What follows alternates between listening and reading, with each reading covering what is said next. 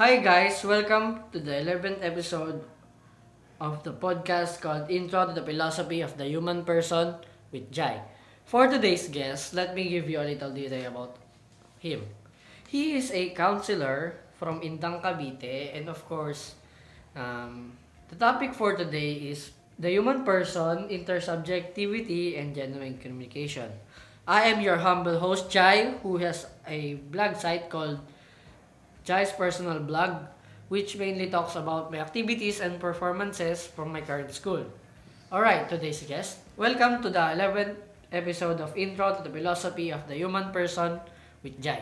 Can you briefly introduce yourself before we start? Sure. I am Voldemort, a counselor who takes people with inability to have a good communication with people in Indang area. I have a small clinic in front of Jollibee McDo. Thank you for that, Voldemort, for introducing yourself. As I already mentioned, that our topic for today is all about the human person, intersubjectivity, and genuine communication. So, shall we begin? Sure.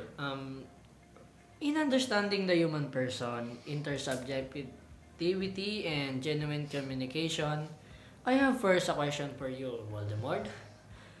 What does intersubjectivity means for you? Oh, I know that.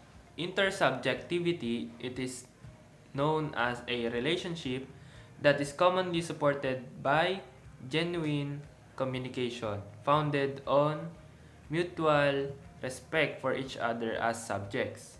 And it shows the openness of one's presence to the presence of the other people. Through this, we understand the label given by the society which let us recognize the value of a person. Thank you for that. For you, Jai, what is the idea totalization is all about? Totalization is known as a denial of everything living people uniqueness. And it also defines the denial of the otherness of the other. Oh, thank you for that answer, Jai. How about you, Voldemort? For you, what is a genuine communication? A genuine communication.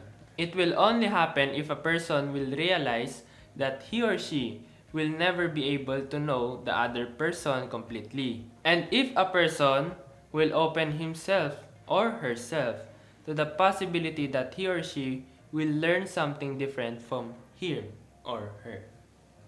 Voldemort, I have a last question for you. Um, do you have sometimes a genuine communication? Yeah, I experienced that. Yeah, I experienced genuine communication before. Oh, is that so? In ending this, we've learned intersubjectivity, totalization, and lastly, the idea of genuine communication. That is all, guys. Thank you so much for listening. I am your humble host, Jai. If you have something in mind, feel free to comment down below. Until the next episode of Intro to the Philosophy of the Human Person with Jai.